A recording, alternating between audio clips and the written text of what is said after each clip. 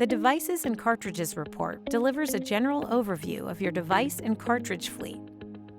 This report allows users to see what kind of devices and cartridges are in your fleet, as well as the firmware and gas compliance status of the devices.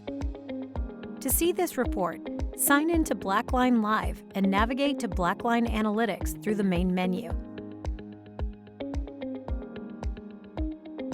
Select the Devices and Cartridges report in the left-hand sidebar.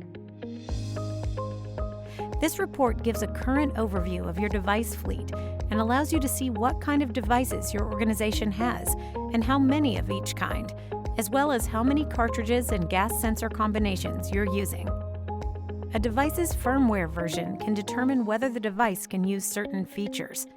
This report can indicate which firmware version each device is running and how many devices have outdated firmware.